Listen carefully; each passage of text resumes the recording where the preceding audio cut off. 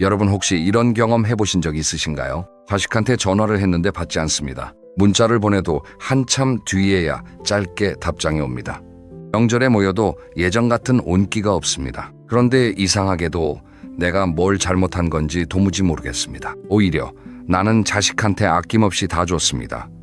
내 속사정도, 내 걱정도, 내 돈사정도, 내 건강 이야기도 숨김없이 다 털어놨습니다. 가족이니까요.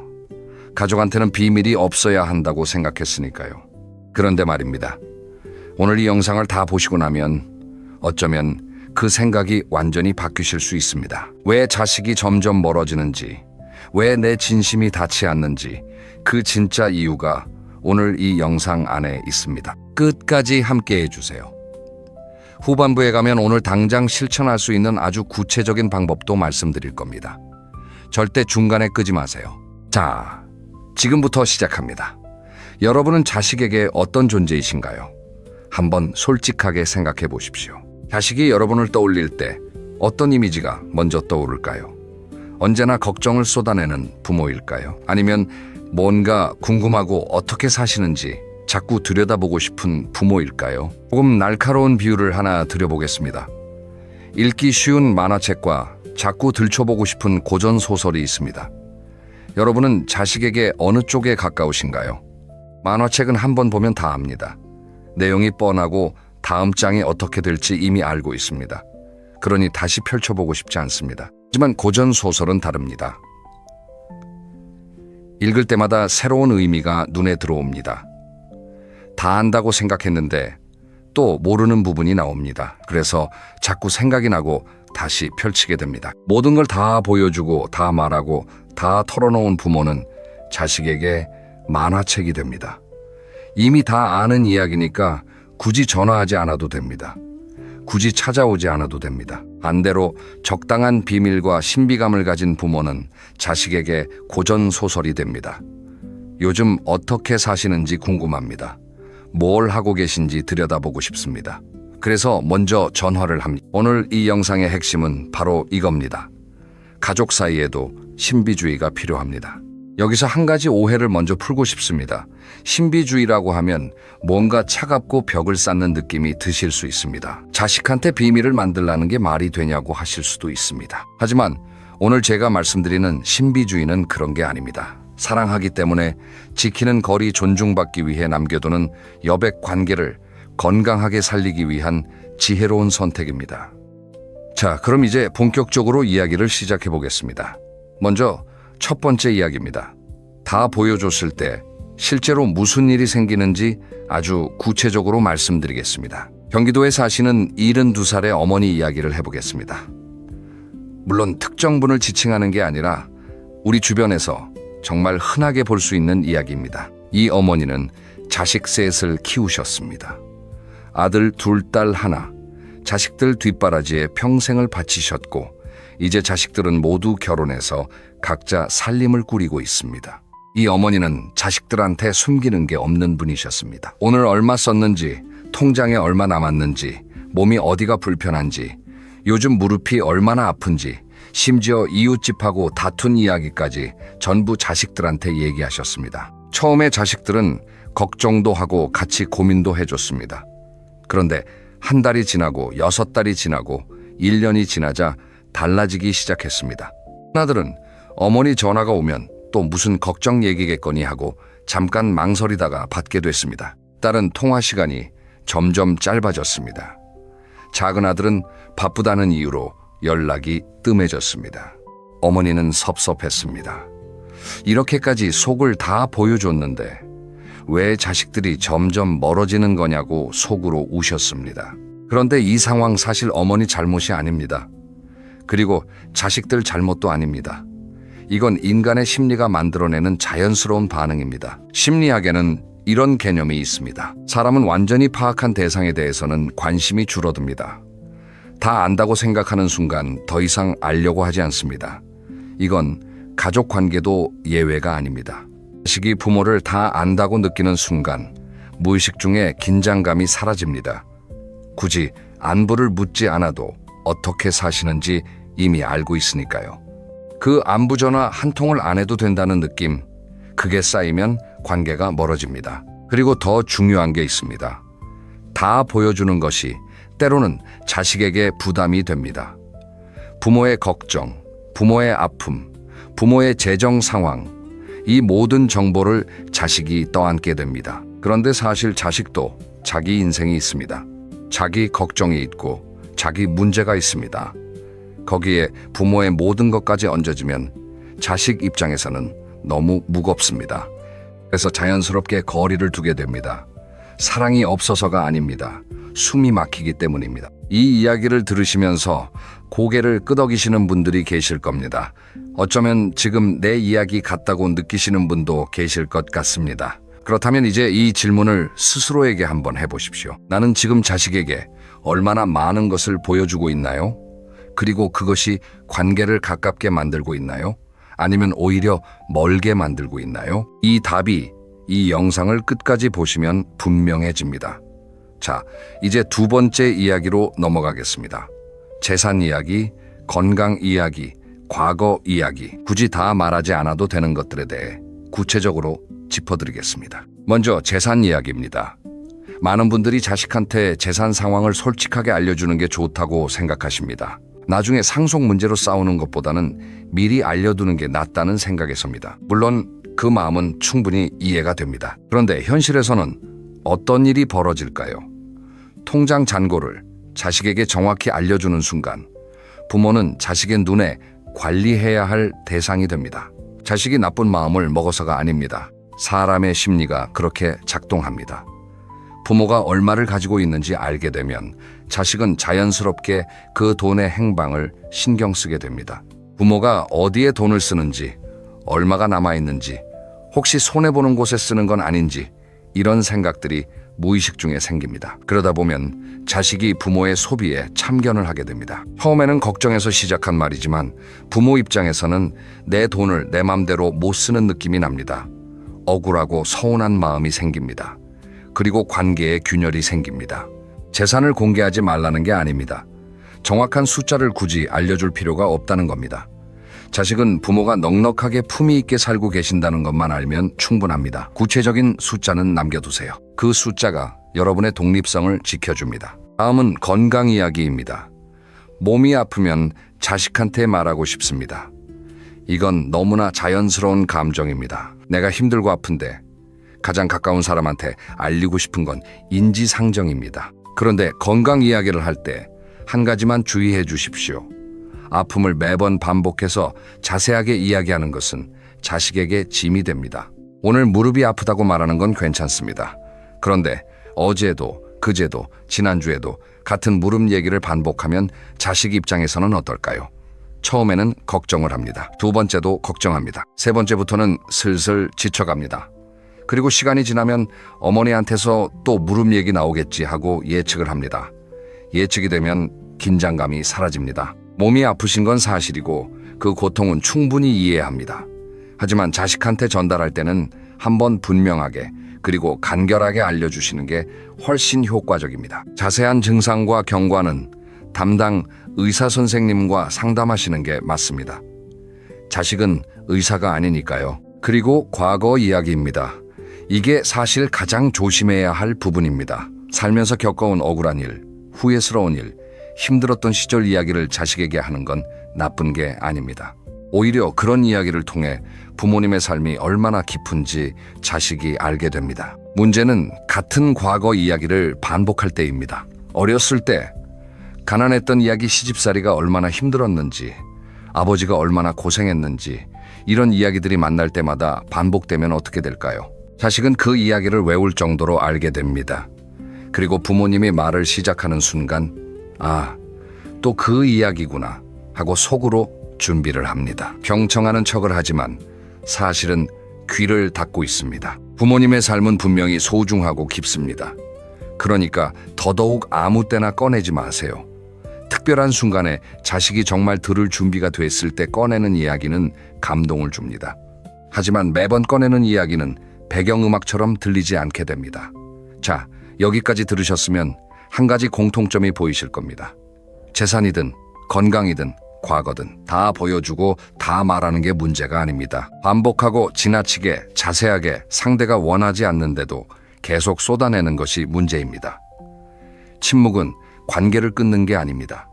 침묵은 관계를 보호합니다. 그렇다면 이제 세 번째 이야기로 넘어가겠습니다. 부모가 신비로운 존재가 되는 가장 강력한 방법, 독립적인 일상에 대해 말씀드리겠습니다. 자식 전화를 기다리며 하루를 보내시는 분 계신가요? 아침에 눈을 뜨면 오늘 혹시 연락이 올까 싶고, 저녁이 되면 왜 연락이 없지 싶고, 밤에는 섭섭한 마음이 듭니다. 그런데 이런 마음이 역설적으로 자식을 더 멀리 밀어냅니다. 왜 그럴까요? 사람은 자기를 필요로 하는 존재에게 끌립니다.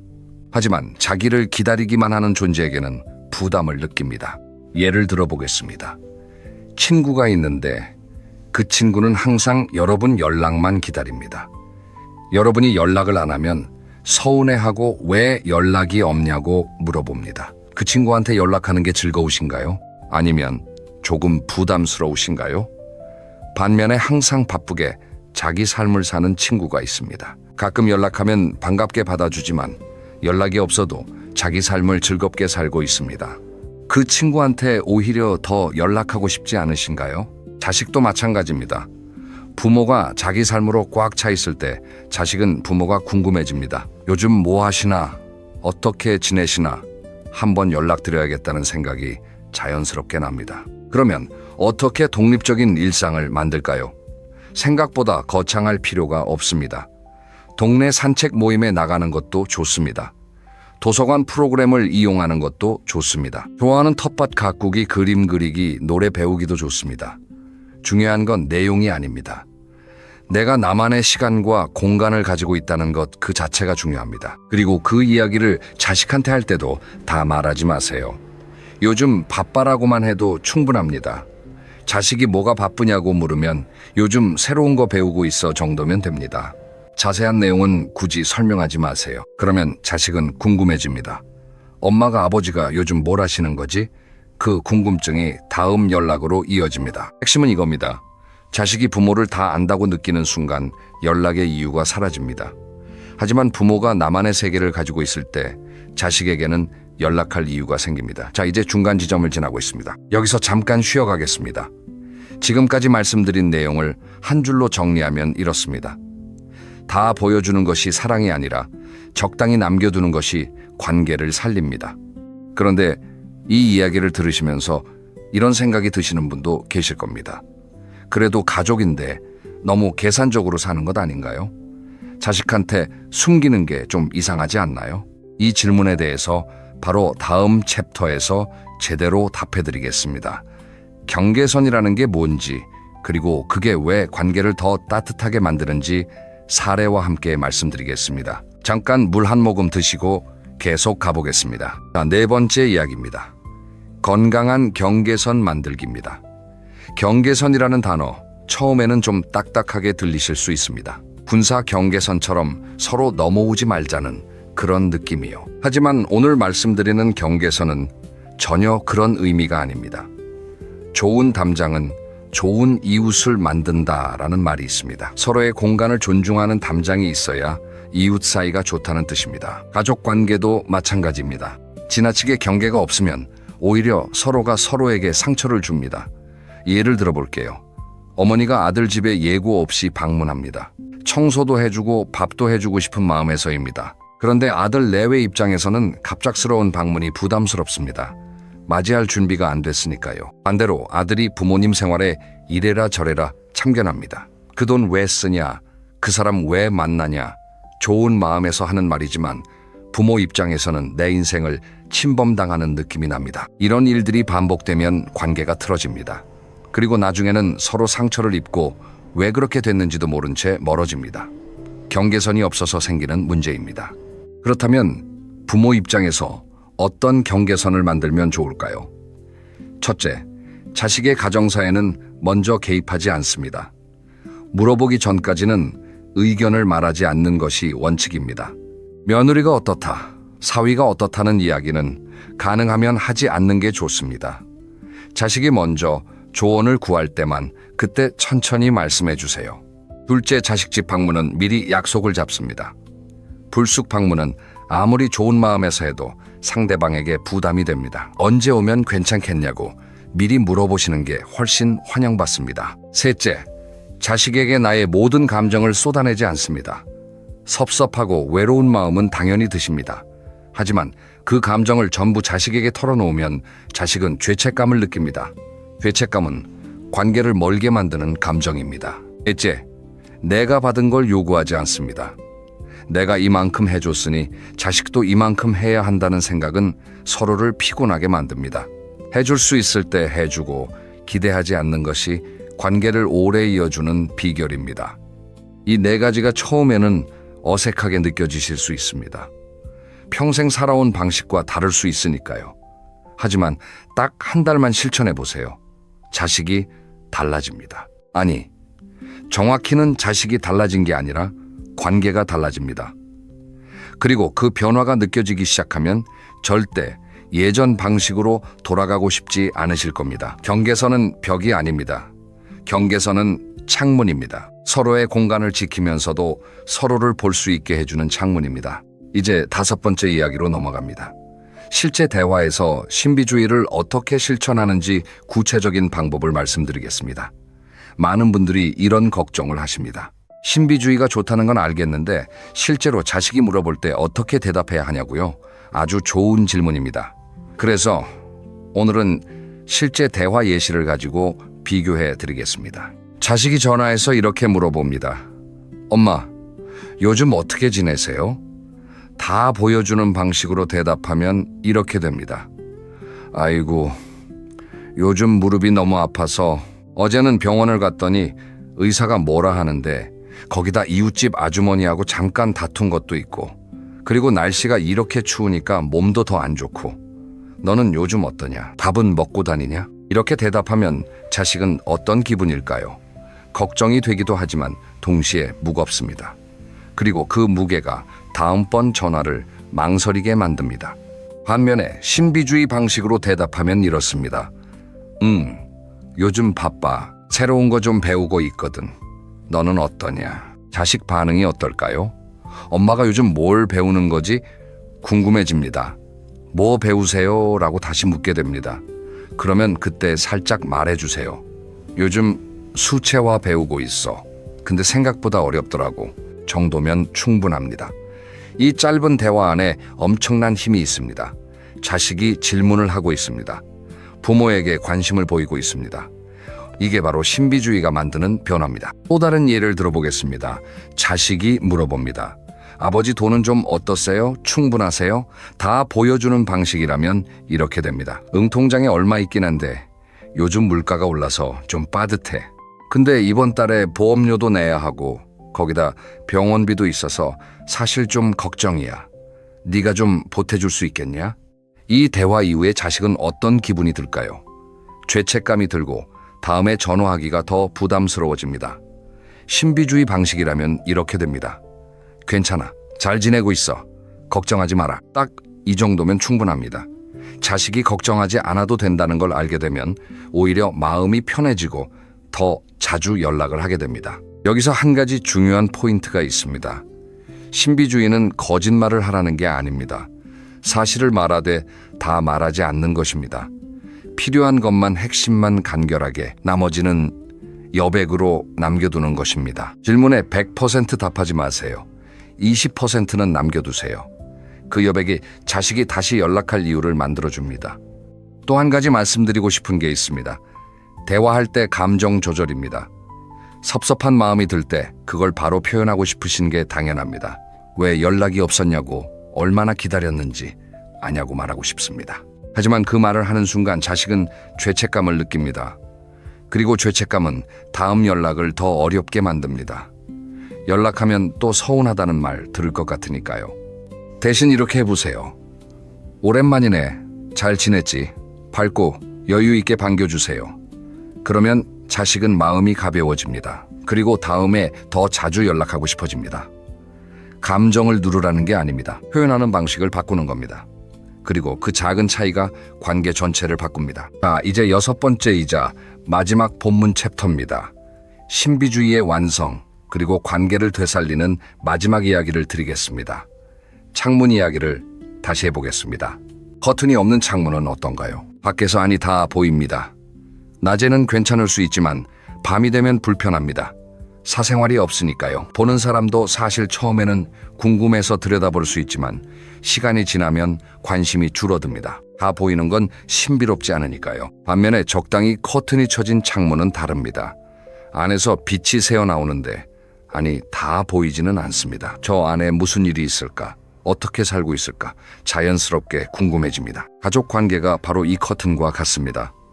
적당히 가려진 커튼이 있을 때 관계가 아름답고 궁금하고 그리워집니다. 그런데 여기서 중요한 게 있습니다. 신비주의는 처음 시작할 때가 제일 어렵습니다. 왜냐하면 그동안 다 보여주는 방식으로 살아오셨기 때문입니다. 갑자기 말수가 줄고 행동이 바뀌면 자식이 이상하게 생각할 수도 있습니다. 엄마가 왜 저러시지? 아버지가 무슨 일이 있나 하고 걱정할 수도 있습니다. 그래서 중요한 건 갑작스럽게 바꾸지 않는 것입니다. 천천히 조금씩 바꿔나가는 게 좋습니다. 오늘은 한 가지 이야기를 더 합니다. 내일은 자식 전화 기다리는 대신 내가 좋아하는 일을 하나 합니다. 모레는 자식의 질문에 조금 짧게 여유 있게 대답합니다. 이렇게 조금씩 바꿔나가다 보면 어느 순간 관계가 달라졌다는 걸 느끼실 겁니다. 그리고 신비주의를 실천하면서 얻을 수 있는 게 자식의 관심만이 아닙니다. 더 중요한 게 있습니다. 바로 나 자신의 삶이 풍요로워집니다. 자식을 기다리는 데 쓰던 에너지를 내가 좋아하는 일에 씁니다. 자식 걱정을 모두 털어놓는 대신 내가 즐거운 이야기를 찾습니다. 자식의 삶의 기대는 대신 내 삶을 중심으로 세웁니다. 그렇게 살다 보면 자연스럽게 부모님 자신이 더 밝아집니다. 표정이 밝아지고 말이 긍정적으로 바뀌고 에너지가 달라집니다. 그리고 그 변화를 자식이 알아챕니다. 엄마가 요즘 달라지셨네. 아버지가 요즘 더 멋있어 보이신다. 이런 말을 듣게 되실 겁니다. 신비주의는 결국 자식을 위한 것이 아닙니다. 나 자신을 위한 것입니다. 내 삶을 더 풍요롭고 빛나게 만드는 것. 그게 결국 가장 좋은 관계를 만드는 길입니다. 심리학자들은 이런 말을 합니다. 가장 매력적인 사람은 자기 삶을 충분히 사는 사람이라고. 자식이 많아서도 아니고 재산이 많아서도 아니고 자기 삶을 즐기고 충실하게 사는 사람이 가장 빛난다고 합니다. 그 빛이 자식을 끌어당깁니다. 그 빛이 먼저 연락하게 만듭니다. 이제 마무리를 향해 가고 있습니다. 오늘 저는 6가지 이야기를 드렸습니다. 첫째, 모든 걸 다 보여주면 상대방의 관심과 존중이 줄어든다는 것입니다. 익숙함이 무례함으로 바뀌는 건 가족 사이에서도 일어납니다. 둘째, 재산과 건강과 과거 이야기는 필요한 만큼만 반복하지 않는 것이 관계를 지킵니다. 침묵은 관계를 끊는 게 아니라 보호합니다. 셋째, 자식 전화를 기다리는 대신 나만의 바쁜 일상을 만드는 것이 자식이 먼저 연락하게 만드는 가장 효과적인 방법입니다. 넷째, 건강한 경계선은 벽이 아니라 창문입니다. 서로의 공간을 지키면서도 서로를 볼 수 있게 해주는 창문입니다. 다섯째, 대화할 때 20%의 여백을 남겨두세요. 그 여백이 자식이 다시 연락할 이유를 만들어줍니다. 여섯째, 신비주의는 자식을 위한 게 아니라 나 자신을 위한 겁니다. 내 삶을 풍요롭게 살 때 가장 좋은 관계가 만들어집니다. 이 6가지를 한 번에 다 실천하려고 하시면 부담스럽습니다. 오늘은 딱 한 가지만 골라서 시작해보세요. 가장 쉬운 것부터 시작하십시오. 자식이 어떻게 지내냐고 물을 때 오늘은 조금 짧게 대답해보세요. 아빠 요즘 좋은 거 배우고 있어. 이 2마디면 충분합니다. 그리고 자식의 반응을 지켜보세요. 달라지는 게 느껴지실 겁니다. 마지막으로 드리고 싶은 말이 있습니다. 여러분, 이 자식을 사랑하지 않아서 모든 걸 털어놓으신 게 아닙니다. 너무 사랑하기 때문에 숨기지 않으셨습니다. 그 마음은 정말 아름다운 겁니다. 하지만 사랑의 표현 방식을 조금 바꾸면 그 사랑이 훨씬 더 멀리, 더 오래, 더 따뜻하게 전달될 수 있습니다. 가족은 투명한 유리창이 아니라 적당히 가려진 커튼이어야 아름답습니다. 오늘부터 여러분의 삶에 적당한 커튼을 치세요. 자식이 그 커튼 너머를 궁금해하는 날이 반드시 옵니다. 여러분의 관계가 더 따뜻하고 더 건강하게 이어지기를 진심으로 응원합니다.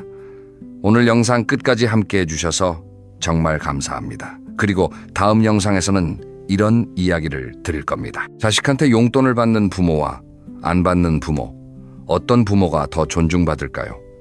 돈과 관계 사이의 심리학, 다음 영상에서 아주 솔직하게 풀어드리겠습니다. 알림 설정해 두시면 놓치지 않으실 수 있습니다. 오늘도 건강하고 행복한 하루 보내세요. 감사합니다. 냉장고 한번 열어보세요. 맛있어 보이는 과일이 있지 않으신가요? 아니면 명절 때 선물로 받은 좋은 음료나 과자가 한쪽 구석에 그대로 놓여 있지는 않으신가요? 그걸 왜 아직 안 드셨어요? 혹시 자식들 오면 줘야지 라고 생각하고 계셨나요? 오늘 이 영상을 보시는 분들 중에 분명히 계실 겁니다. 좋은 건 자식 주려고, 맛있는 건 손주 오면 꺼내주려고, 정작 본인은 늘 뒷전이셨던 분들. 사실 이게 냉장고 이야기만이 아닙니다.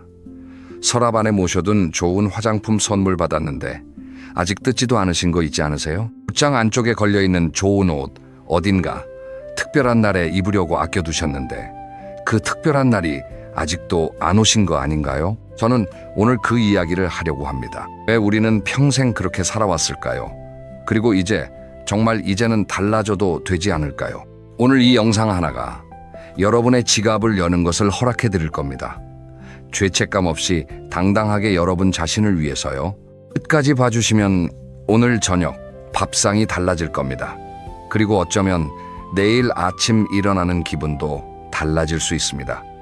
진심으로 드리는 말씀입니다. 잠깐 시작하기 전에 한 가지만 부탁드려도 될까요? 지금 옆에 앉아서 같이 보실 수 있는 분이 계시다면 같이 봐주세요. 남편분이나 아내분 혹은 오랫동안 연락 못했던 친구분한테 이 영상 링크를 보내주세요. 오늘 이야기가 혼자 듣기에는 너무 아까운 이야기거든요.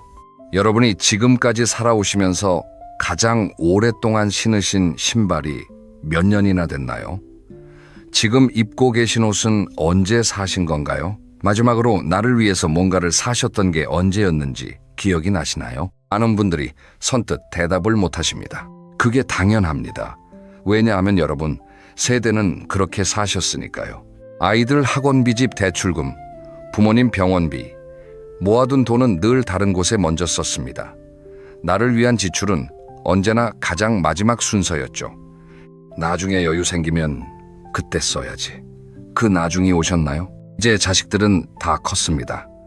결혼도 했고 취직도 했고 자기 살림을 꾸립니다. 집도 어느 정도 정리가 됐고 매달 내야 했던 큰 지출들도 하나둘 정리가 됐습니다. 숙제가 끝난 겁니다. 그런데 이상하게도 숙제가 끝났는데 여전히 지갑을 못 여시는 분들이 많습니다. 습관처럼 아끼고 습관처럼 참고 습관처럼 나는 괜찮아 라고 하십니다. 우리 어머니 아버지 세대는 정말 특별한 시대를 사셨습니다. 한국이 세계에서 유례 없이 빠른 속도로 성장하는 그 시절을 몸으로 견디며 살아내셨어요. 먹을 것이 부족했던 시절을 아시고 학교도 제대로 못 다니신 분들도 계시고 어릴 때부터 부모님 일을 도우며 자라신 분들도 많으십니다. 그 시절에는 절약이 생존이었습니다. 한 푼이라도 더 아끼는 게 가족을 지키는 일이었고 내 몸 하나 아끼는 것보다 가족의 배를 채우는 게 먼저였습니다. 그게 잘못된 게 아닙니다. 그 시절에는 그게 진짜 사랑이었고 진짜 책임이었어요. 그런데 시대가 바뀌었습니다. 지금 여러분이 사시는 세상은 그때와 다릅니다. 더 이상 굶을 걱정을 하지 않아도 되고 자식들도 스스로 살아갈 힘이 있습니다. 그런데도 여전히 그 시절의 습관으로, 그 시절의 마음으로 사시는 분들이 너무 많습니다. 한 분의 이야기를 들려드릴게요.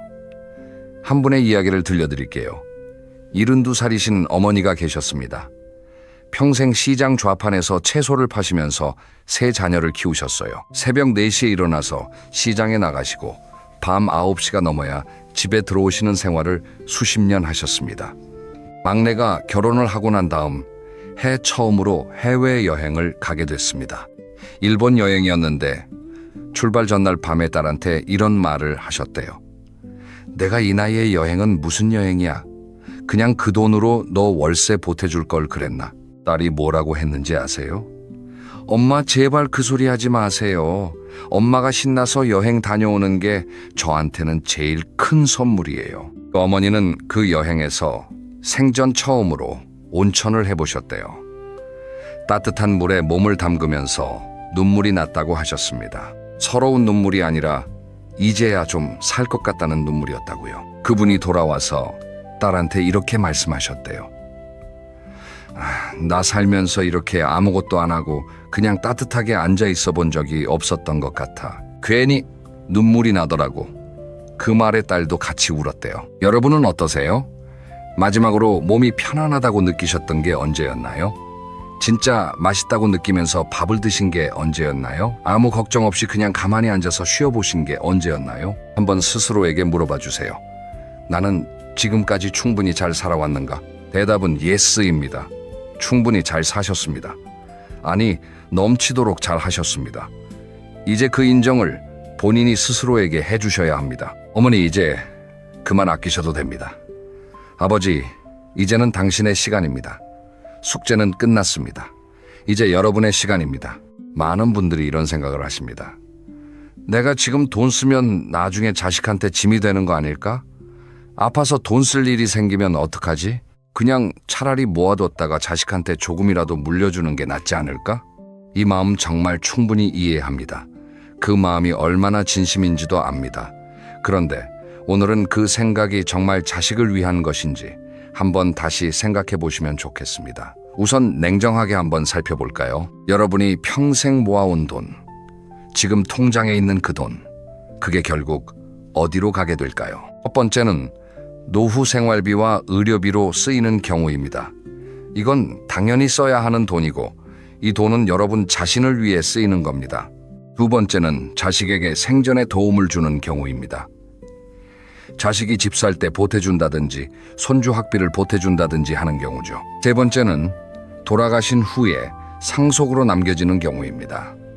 많은 분들이 자식한테 뭔가를 남겨주고 싶은 마음에 허리띠를 졸라매며 사십니다. 그 마음은 정말 아름다운 마음입니다. 그런데 실제로 상속이 가족에게 행복만 가져다 주냐고 하면 꼭 그렇지만은 않습니다. 실제로 주변에서 한 번쯤 들어보셨을 겁니다. 부모님이 돌아가신 후에 형제들끼리 재산 문제로 갈등이 생긴 이야기요. 평생 사이 좋던 형제들이 유산 문제로 법원까지 가게 된 사례가 적지 않습니다. 돈을 남기는 것이 반드시 자식에 대한 최선의 사랑이 아닐 수 있다는 거예요. 70살 아버지가 오랫동안 가고 싶었던 유럽 여행을 다녀오셨습니다. 평생 일만 하시다가 처음으로 큰 돈을 자신을 위해 쓰신 거예요. 자식들이 반대할까봐 걱정했는데 오히려 자식들이 더 기뻐했다고 합니다. 여행 중에 보내오시는 사진을 보면서 아들이 이렇게 말했대요. 아버지가 저렇게 환하게 웃는 얼굴, 우리 어릴 때 이후로 처음 보는 것 같아. 그 말 한마디에 따른 눈물이 났다고 합니다.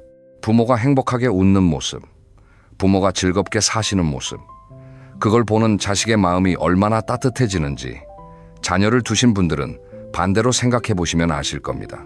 여러분의 자녀를 생각해 보세요. 여러분의 아들이나 딸이 나이가 들어서 허름한 옷을 입고 맛있는 것도 못 먹고 가고 싶은 곳도 못 가고 그냥 아끼며 살고 있다면 어떤 마음이 드실 것 같으세요? 진짜 효도하는 자식은 부모님이 돈 아껴서 물려주길 원하지 않습니다.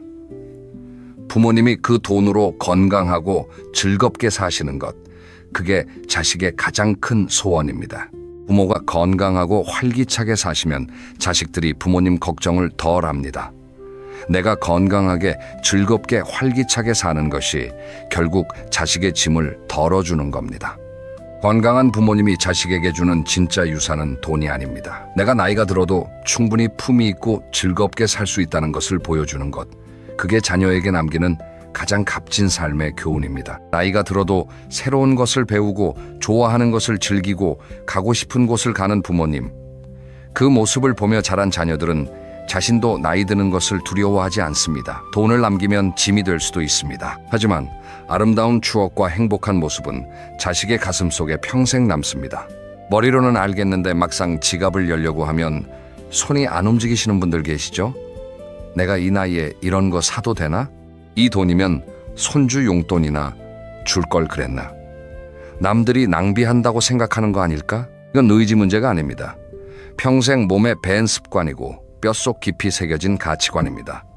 수십 년을 그렇게 살아오셨으니 하루아침에 바뀌는 게 이상한 거예요. 사실 이 감각은 여러분이 열심히 사셨다는 증거이기도 합니다. 아무렇게나 사신 분들한테는 이런 감각이 없거든요. 절약하고 아끼는 것이 몸에 밴 분들만이 느끼는 감각이에요. 그런데 그 감각이 이제는 여러분을 조금 묶어두고 있습니다. 여러분이 평생 그렇게 아끼며 사신 이유가 뭐였나요? 가족을 위해서였죠. 미래를 위해서였죠. 더 나은 내일을 위해서였죠. 그런데 지금 미래가 됐습니다. 지금이 그 미래입니다. 심리학에서는 이런 현상을 이렇게 설명합니다. 오랫동안 절약하며 살아온 사람은 소비 자체에 죄책감을 느끼도록 뇌가 훈련이 된다고 합니다. 돈을 쓰면 불안해지고 아끼면 안심이 되는 패턴이 생기는 거예요. 그런데 이 패턴은 필요할 때 바꿀 수 있습니다. 작은 것부터 시작해 보세요. 오늘 장 보러 가실 때 평소보다 조금 더 좋은 것 하나를 골라보세요. 늘 제일 싼 것만 고르셨다면 오늘은 한 단계 위를 골라보세요. 딱 그것만 해보세요. 그리고 집에 와서 그걸 드실 때 스스로에게 이렇게 말해보세요. 나는 이걸 먹을 자격이 있다. 이게 사실 굉장히 중요한 말입니다. 자격이 있다는 인식, 그게 자존감의 시작이거든요. 우리는 어릴 때부터 자신을 낮추는 것이 겸손이라고 배웠습니다. 좋은 것을 받으면 제가 무슨 자격으로요? 라고 사양하는 게 예의라고 배웠어요. 그런데 그 겸손이 때로는 스스로를 가장 낮은 곳에 놓는 습관이 되어버렸습니다. 이제는 다르게 생각하셔도 됩니다. 주변의 시선에 대한 부분입니다. 내가 이걸 사면 남들이 뭐라고 할까? 이런 생각을 하시는 분들이 많습니다. 저 나이에 여행은 무슨 여행이야? 그 돈 아껴서 자식한테 놔줄 것이지 라는 말이 들릴까봐 걱정되시는 거죠. 그런데 솔직히 말씀드릴게요. 사람들은 생각보다 남에게 관심이 없습니다. 여러분이 어떤 신발을 신는지, 어떤 옷을 입는지, 어디 여행을 다녀오는지 사실 별로 신경 쓰지 않아요. 다들 자기 일에 바쁩니다. 오히려 당당하고 활기차게 사시는 모습이 주변 사람들한테 더 좋은 인상을 줍니다. 저분은 나이가 드셔도 참 멋지게 사시네 라는 말을 듣는 게 절약하다가 초라하게 보이는 것보다 훨씬 낫지 않겠어요? 죄책감 없이 나를 위한 소비를 시작하기 위한 마음, 훈련법 3가지를 드릴게요. 첫 번째, 매일 아침 거울을 보면서 한 가지씩 스스로에게 칭찬해 보세요. 거창한 칭찬이 아니어도 됩니다. 오늘 아침도 일어났네, 잘했어도 충분합니다. 두 번째, 뭔가를 사거나 경험할 때 이게 아깝지 않은가를 먼저 생각하지 말고 이게 나에게 기쁨을 주는가를 먼저 생각해 보세요. 기준을 바꾸는 겁니다. 세 번째, 오늘 하루 중에 자신을 위해 한 가지를 해주세요. 아주 작은 것이어도 됩니다. 그리고 그날 자기 전에 그걸 기억하면서 오늘 나한테 잘해줬다고 생각해 보세요. 오늘부터는 나를 위한 소비를 이기심이라고 생각하지 마세요. 그건 이기심이 아니라 자기 존중입니다. 내가 나를 소중히 여기는 행동입니다. 첫 번째 원칙은 바로 이겁니다. 물건보다 경험에 투자하세요. 새 TV를 하나 사면 처음 며칠은 좋습니다. 화면도 선명하고 소리도 좋고 신기합니다. 그런데 한 달이 지나면 그냥 원래 있던 TV처럼 느껴지죠. 그런데 경험은 다릅니다. 오래된 친구와 함께 떠났던 여행, 처음으로 들어본 클래식 공연 살면서 한 번도 안 해봤던 그림 그리기 수업, 이런 경험들은 시간이 지나도 기억 속에 남고 이야기가 되고 삶의 일부가 됩니다. 여행을 예로 들어볼게요. 부담스러운 해외여행이 아니어도 됩니다. 한 번도 가보지 못했던 국내 여행지 근처 유명한 맛집 동네 산책길에서 처음 가보는 카페, 이런 것들도 충분한 경험이 됩니다. 가까운 곳이어도 괜찮습니다. 중요한 건 거리가 아니라 새로운 경험을 하겠다는 마음입니다. 75살에 피아노를 배우기 시작하신 할아버지 이야기를 들은 적이 있습니다. 처음에는 손가락이 뻣뻣해서 제대로 누르지도 못하셨대요. 건반 위에 손을 올려놓으면 손가락이 말을 안 듣는다고 창피하다고 하셨대요. 그런데 선생님이 이렇게 말했답니다. 할아버지 손가락이 처음 배우는 거잖아요. 처음엔 다 이래요. 그 말에 뭔가 마음이 열리셨는지 매주 빠지지 않고 레슨을 받으셨대요. 그리고 6개월이 지나고 처음으로 한 곡을 끝까지 연주했을 때 그날 집에 와서 혼자 우셨다고 합니다. 기쁨의 눈물이었다고요. 건강에는 절대 아끼지 마세요. 좋은 음식, 편안한 신발, 제대로 된 수면 환경, 정기적인 건강 검진, 이런 것들에 드는 돈은 낭비가 아닙니다. 이건 투자입니다. 무릎이 아프신데 진통제만 드시면서 참고 계시나요? 딸이 괜찮은 쿠션 신발을 사드렸더니 처음에는 이런 비싼 거 왜 사냐고 하셨대요.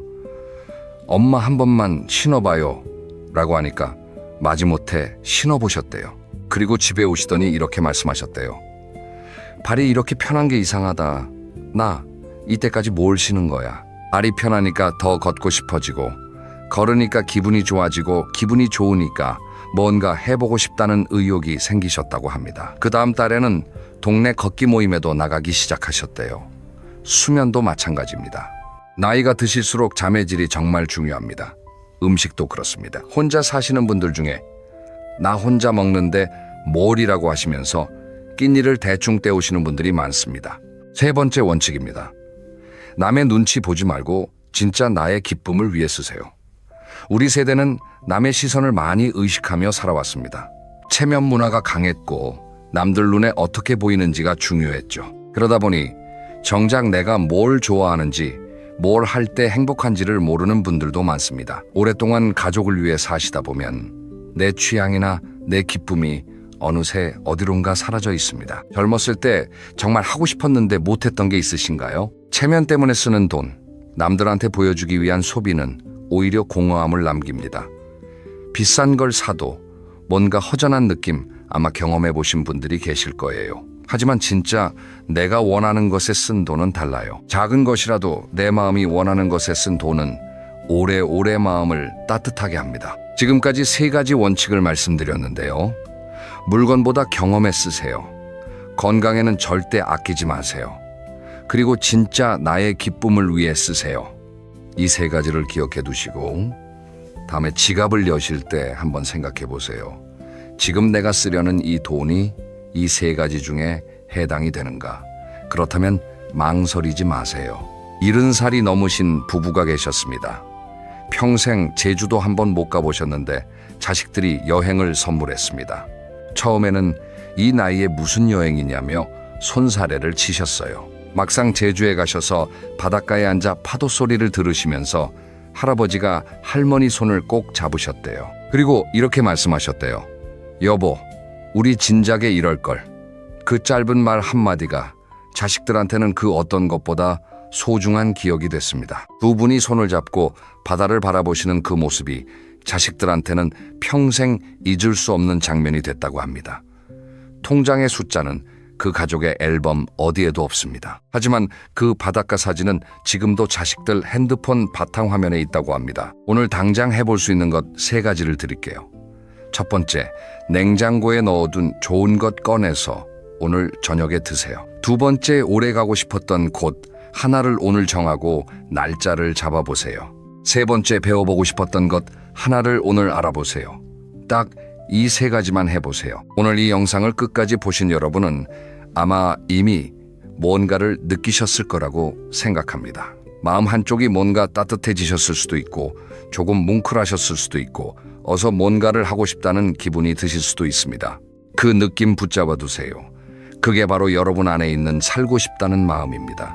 더 잘 살고 싶다는 마음입니다. 그 마음이 아직 살아있다는 게 얼마나 소중한 건지 아세요? 여러분이 살아오신 세월이 얼마나 대단한 건지 저는 압니다. 이제 그 훌륭한 삶의 다음 챕터를 여실 차례입니다. 그 챕터의 주인공은 바로 여러분입니다. 인생이라는 무대에서 여러분은 오늘부터 진짜 주인공으로 서시는 겁니다. 그 시작을 오늘 저녁 밥상에서부터 해보세요. 가장 맛있는 걸로, 가장 좋은 걸로 오늘 저녁은 여러분 자신을 위해 차려보세요. 그 밥 한 그릇이 새로운 챕터의 첫 장이 될 겁니다. 여러분 혹시 이런 생각 해보신 적 있으신가요? 나이를 먹으면 먹을수록 마음이 편해져야 하는데 왜 오히려 더 복잡해지는 걸까? 걱정은 줄어들기는커녕 더 많아지고 밤에 잠자리에 누우면 별별 생각이 다 떠오릅니다. 내가 뭘 잘못한 건 아닌지, 앞으로는 어떻게 될지, 자식들한테 짐이 되는 건 아닌지 이런 생각들이 꼬리에 꼬리를 물고 이어지죠. 그런데 말입니다. 미국의 한 유명 대학교에서 무려 84년 동안 사람들의 삶을 추적한 연구가 있습니다. 724명의 인생을 수십 년에 걸쳐 들여다본 거예요. 그 그 결과가 참 흥미롭습니다. 나이가 들수록 행복감이 올라가는 사람들이 분명히 있었거든요. 그런데 모든 사람이 그런 건 아니었습니다. 행복해지는 사람들에게는 딱 하나의 공통점이 있었어요. 그게 뭐냐고요? 오늘 이 영상에서 그 비밀을 하나하나 풀어드리겠습니다. 70이 넘어서 진짜 마음 편하게 사는 분들은 어떻게 다른지 6가지로 나눠서 차근차근 말씀드릴게요. 끝까지 들으시면 아마 오늘 밤부터 잠자리가 조금은 편해지실 겁니다. 자, 그러면 첫 번째 이야기부터 시작하겠습니다. 비우면 비로소 보이는 것들, 내려놓기의 기술입니다. 여러분 집에 안 쓰는 물건이 얼마나 있으신가요? 옷장을 한번 열어보세요. 3년 넘게 손도 안 댄 옷들이 빼곡히 걸려 있지 않습니까? 그릇장을 열어보세요. 언제 샀는지도 기억 안 나는 접시들이 켜켜이 쌓여 있고요. 베란다에는 상자들이 탑처럼 올려져 있죠. 그런데 한번 생각해 보십시오. 그 물건들이 여러분의 마음에도 쌓여 있다는 사실을요. 물건만 쌓이는 게 아닙니다. 버려야 하는데 못 버리는 그 마음, 정리해야 하는데 엄두가 안 나는 그 부담감, 이것들이 보이지 않는 무게가 되어서 매일매일 여러분의 어깨를 누르고 있는 겁니다. 제가 아는 분 중에 73세 되시는 어르신이 한 분 계세요. 이분이 작년에 이사를 하셨거든요.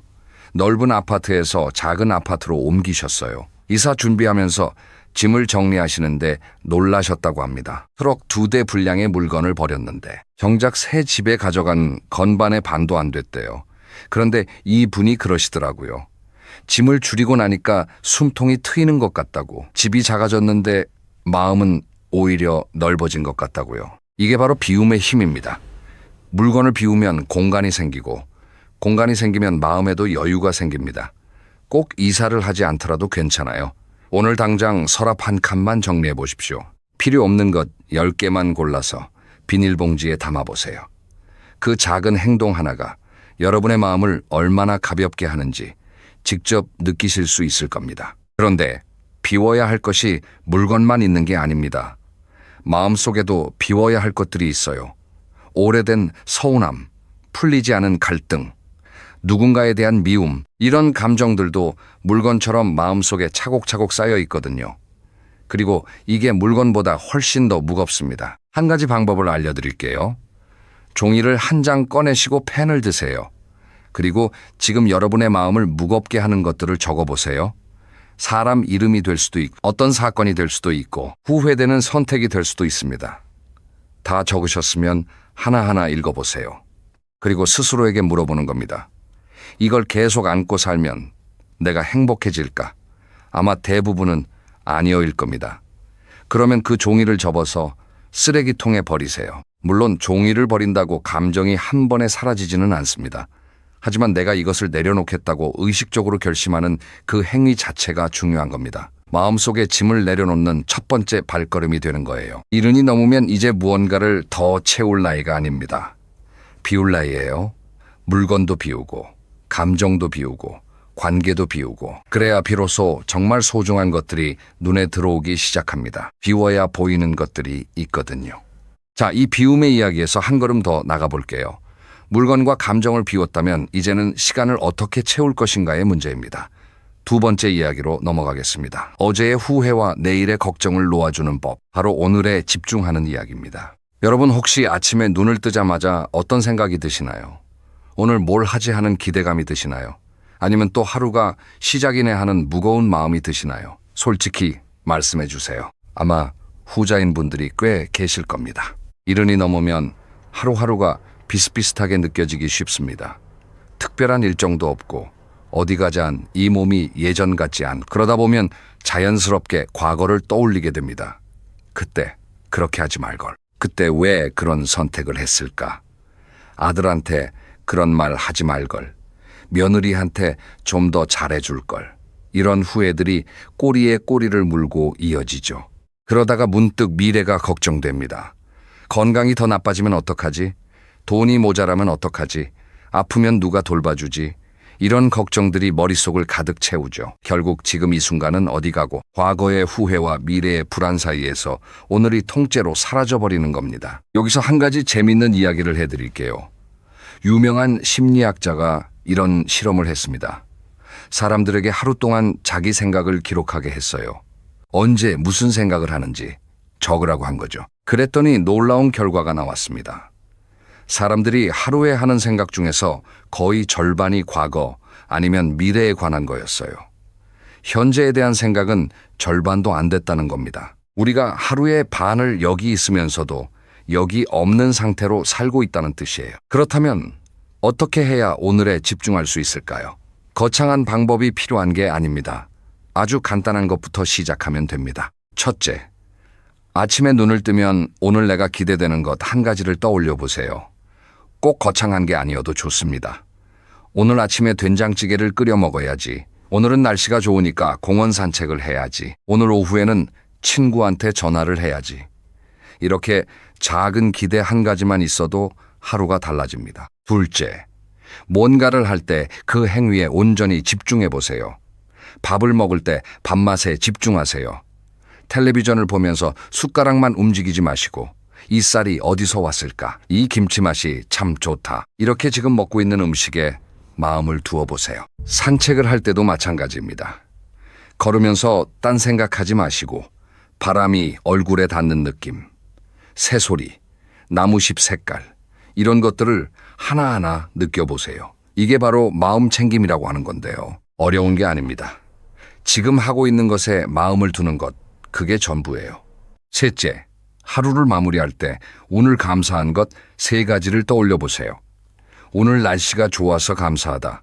오늘 밥이 맛있어서 감사하다. 오늘 아무 탈 없이 하루를 보내서 감사하다. 이렇게 3가지만 떠올리면 됩니다. 연구에 따르면 이 습관을 3주만 지속해도 행복감이 눈에 띄게 올라간다고 합니다. 과거는 이미 지나간 물입니다. 아무리 후회해도 돌이킬 수 없어요.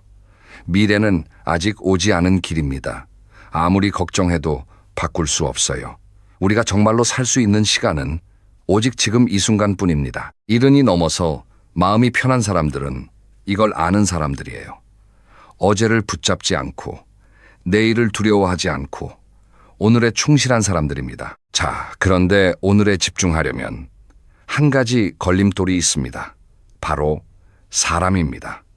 아무리 마음을 가다듬어도 누군가가 내 마음을 흔들어 놓잖아요. 3번째 이야기로 넘어가겠습니다. 관계의 재배치입니다. 곁에 두어야 할 사람과 거리를 두어야 할 사람을 구분하는 이야기예요. 여러분, 솔직히 한번 생각해 보십시오.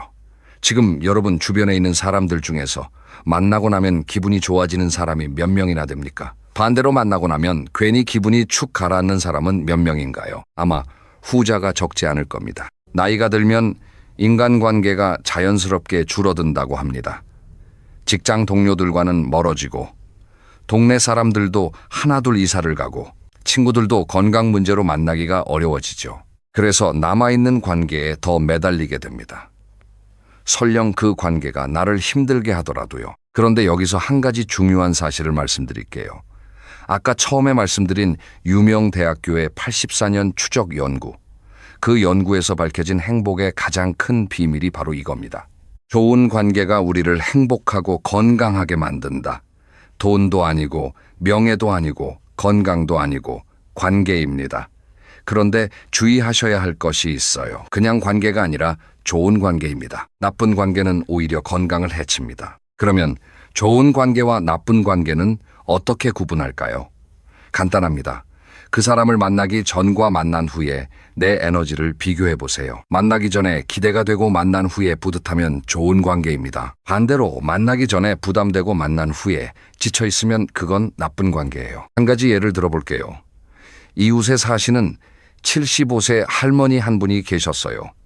이 할머니는 매주 토요일마다 옛날 직장 동료 모임에 나가셨습니다. 그런데 그 모임에 가실 때마다 돌아와서는 꼭 속이 상하셨대요. 왜냐하면 그 모임에 유독 남의 험담을 좋아하는 분이 한 명 있었거든요.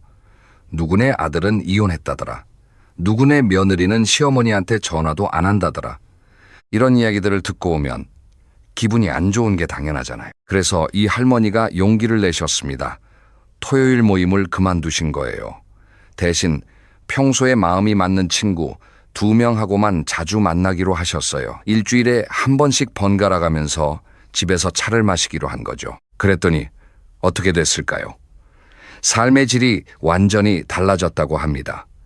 만나면 웃고, 서로 안부를 묻고, 간식을 나누어 먹고, 돌아오면 마음이 따뜻했대요. 여러분도 한번 정리를 해보십시오. 종이를 꺼내서 가운데 선을 하나 그으세요. 왼쪽에는 만나면 기분 좋은 사람들의 이름을 적으시고, 오른쪽에는 만나면 에너지가 빠지는 사람들의 이름을 적어보세요. 그리고 왼쪽 사람들에게 더 많은 시간을 쓰세요. 오른쪽 사람들과는 조금씩 거리를 두시면 됩니다. 거리를 둔다는 게 싸우라는 뜻이 아닙니다. 인사를 안 하라는 것도 아니에요. 다만 내 에너지를 그 사람에게 쏟는 시간을 줄이는 겁니다. 전화가 오면 짧게 받고, 만남을 요청하면 정중하게 다음에 하자고 하시면 됩니다. 미안해할 필요 없어요. 이른이 넘으면 남은 시간을 어디에 쓸지 선택할 권리가 있으니까요. 그리고 한 가지 더 말씀드릴 게 있습니다. 가족 관계도 재배치가 필요합니다. 자식에 대한 기대를 내려놓는 게 중요해요. 많은 어르신들이 자식이 자주 찾아오지 않는다고, 전화를 잘 안 한다고 서운해하십니다. 그 마음 충분히 이해합니다. 하지만 생각을 한번 바꿔보세요. 자식들이 바쁘다는 건 잘 살고 있다는 뜻이에요. 연락이 뜸하다는 건 별일 없이 지내고 있다는 의미고요. 자식한테 기대하는 마음을 조금만 내려놓으면 놀라운 일이 생깁니다. 서운함이 줄어들면서 오히려 관계가 좋아져요. 전화가 올 때 반갑게 받게 되고, 만남이 있을 때 즐겁게 보내게 됩니다. 기대가 없으니 실망도 없고, 실망이 없으니 서운함도 없어요. 이게 바로 관계의 마법입니다. 자, 여기까지 마음의 짐을 비우고 오늘에 집중하고 관계를 정리하는 이야기를 했습니다. 그런데 아무리 마음이 편해도 몸이 아프면 소용이 없잖아요. 네 번째 이야기입니다. 몸이 편해야 마음도 편하다. 이런 이후에 건강 루틴에 대해 말씀드리겠습니다. 여러분 주변에 보면 같은 나이인데도 어떤 분은 정정하시고 어떤 분은 많이 쇠약해져 계시죠. 그 차이가 어디서 올까요? 유전도 있겠지만 대부분은 일상의 작은 습관에서 갈립니다. 거창한 운동을 하라는 게 아닙니다. 매일 꾸준히 할 수 있는 아주 소소한 것들이 쌓여서 건강을 지키는 겁니다. 첫째, 걷기입니다. 일은 넘어서 할 수 있는 가장 좋은 운동이 뭐냐고 의사한테 물어보면 열의 9은 걷기라고 답합니다. 그런데 중요한 건 어떻게 걷느냐예요. 그냥 느릿느릿 걷는 것만으로는 부족합니다. 약간 숨이 찰 정도로. 옆 사람과 대화는 할 수 있지만 노래는 부르기 어려운 정도의 빠르기면 딱 좋습니다. 하루에 30분이면 충분합니다. 한 번에 30분이 부담되시면 아침에 15분, 저녁에 15분으로 나눠도 됩니다. 중요한 건 매일 하는 겁니다.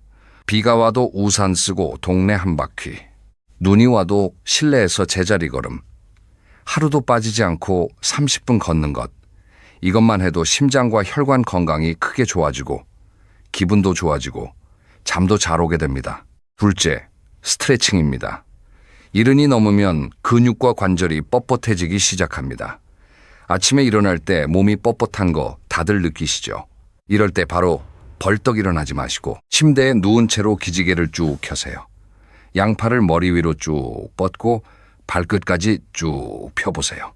그 다음에 무릎을 세워서 좌우로 천천히 넘겨보세요. 이것만 5분 해도 몸이 완전히 달라집니다. 저녁에 자기 전에도 마찬가지예요. 의자에 앉아서 양팔을 크게 돌려주시고 목을 좌우로 천천히 기울여 주시고 앉은 채로 허리를 좌우로 비틀어 주세요. 5분이면 됩니다. 아침 5분, 저녁 5분, 하루에 딱 10분만 투자하시면 몸이 훨씬 부드러워지는 걸 느끼실 겁니다. 셋째, 물 마시기입니다. 나이가 들면 갈증을 잘 못 느낍니다. 목이 마르지 않으니까 물을 안 마시게 되죠. 그런데 우리 몸은 물이 부족하면 여러 가지 문제가 생깁니다.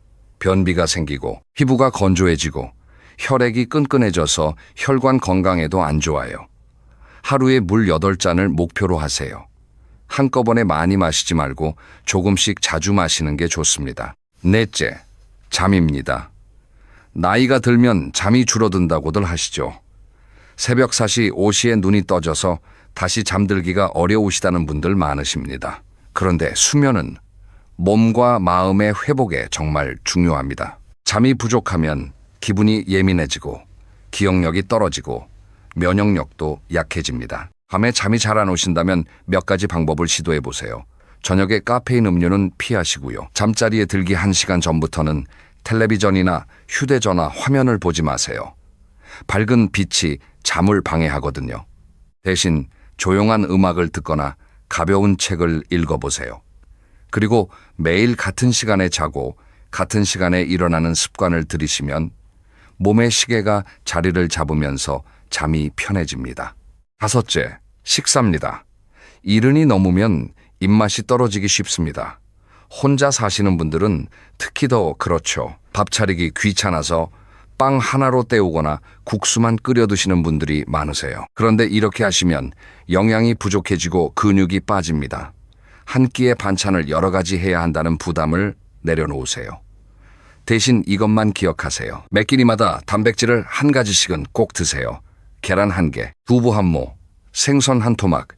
이 중에 하나만 있으면 됩니다. 그리고 채소를 1가지 이상 곁들이세요. 건강에 관해서 한 가지만 더 말씀드릴게요. 정기검진을 꼭 받으세요. 1년에 한 번은 꼭 건강검진을 받으셔야 합니다. 귀찮다고 미루지 마세요. 아무 증상이 없어도 받으세요. 70 넘어서 발견하는 병 중에는 조기에 발견했으면 쉽게 치료할 수 있었는데 늦게 발견해서 고생하시는 경우가 정말 많습니다. 건강검진은 나를 위한 투자입니다. 내 몸이 편해야 내 마음도 편하다는 거 꼭 기억해 주세요. 자, 이제 5번째 이야기입니다. 작은 역할이 주는 큰 의미, 존재감과 보람을 찾는 이야기입니다. 이 이야기가 왜 중요하냐면요. 사실 많은 어르신들이 마음이 편하지 않은 가장 큰 이유 중 하나가 바로 이겁니다. 내가 이제 쓸모가 없다는 느낌이에요. 생각해 보세요. 젊었을 때는 역할이 있었습니다. 회사에서는 부장님, 과장님이라고 불렸고, 집에서는 아이들의 엄마, 아빠였고, 동네에서는 반장님, 통장님이라고 불리기도 했죠. 그런데 은퇴하고 나면 그 호칭이 다 사라집니다. 아이들은 다 자라서 나갔고, 회사에는 더 이상 내 자리가 없고, 모임에서도 점점 존재감이 줄어들죠. 이때 느끼는 상실감이 정말 큽니다. 내가 없어도 세상은 잘 돌아가는구나. 이런 생각이 들면 우울해지는 게 당연해요. 그래서 이른 이후에는 새로운 역할을 의식적으로 만들어야 합니다. 한 가지 사례를 말씀드릴게요. 72세 되시는 남자 어르신이 한 분 계셨는데요. 이분이 은퇴 후에 한동안 무기력하게 지내셨대요.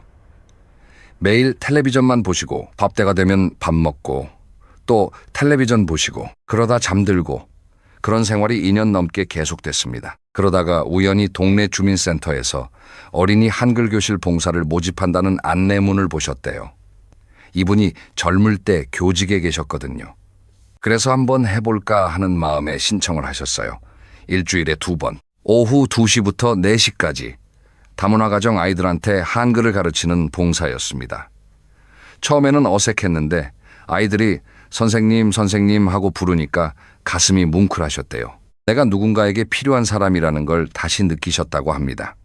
지금 이분은 3년째 그 봉사를 계속하고 계세요. 얼굴에 생기가 돌고 걸음걸이가 빨라지고 말수도 많아지셨대요. 주변에서 3년 전과 완전히 다른 사람 같다고 놀란다고 합니다. 역할이 하나 생겼을 뿐인데 삶 전체가 달라진 거예요. 여러분도 할 수 있는 것들이 많습니다. 꼭 봉사가 아니어도 좋아요. 손주를 돌보는 것도 역할입니다. 일주일에 한 번 손주를 봐주시는 것만으로도 가족 안에서 여러분의 존재감은 빛이 납니다. 텃밭을 가꾸는 것도 역할이에요. 내가 심은 씨앗이 자라서 열매를 맺는 걸 보면 뿌듯하잖아요. 동네 경로당에서 바둑을 가르쳐 주시는 것도 역할이고요. 아파트 화단에 물을 주시는 것도 역할입니다. 중요한 건 크기가 아닙니다. 내가 무언가를 하고 있고 그것이 누군가에게 도움이 되고 있다는 느낌. 그게 우리에게 살아갈 이유를 줍니다. 이른이 넘어서 마음이 편한 사람들의 비결 중 하나는 바로 이겁니다. 크지 않아도 좋으니까 자기만의 역할을 하나쯤은 갖고 있다는 거예요. 혹시 지금 아무런 역할이 없다고 느끼시는 분이 계시다면 너무 걱정하지 마세요. 내일 당장 주민센터에 가셔서 혹시 제가 도울 일이 있을까요? 한마디만 하시면 됩니다. 그런데 이 모든 것을 가능하게 해주는 마지막 열쇠가 하나 있습니다. 6번째 이야기입니다. 있는 그대로의 나를 안아주기. 감사와 수용의 이야기입니다. 이게 어쩌면 오늘 이야기 중에서 가장 중요한 부분일 수 있어요. 여러분, 거울을 보실 때 어떤 생각이 드시나요? 주름이 또 늘었네. 피부가 왜 이렇게 처졌지? 얼굴이 많이 변했구나. 이런 생각이 먼저 드시죠. 몸도 마찬가지입니다. 계단을 오르면 무릎이 아프고, 눈은 침침하고, 귀도 잘 안 들리고, 예전에는 쉽게 했던 일들이 이제는 힘겹게 느껴집니다. 이때 많은 분들이 자기 자신에게 화를 냅니다. 나는 왜 이렇게밖에 못하지? 다른 사람들은 정정한데 나만 이 모양이야. 한번 생각해 보십시오. 여러분은 지금까지 정말 열심히 살아오셨습니다. 전쟁 후에 어려운 시절을 견뎌내셨고, 맨손으로 가정을 일궈내셨고, 자식들을 키우셨고, 세상의 온갖 풍파를 다 겪으셨습니다. 그렇게 수십 년을 달려온 몸이 이제 좀 쉬고 싶다고 신호를 보내는 건 당연한 거예요.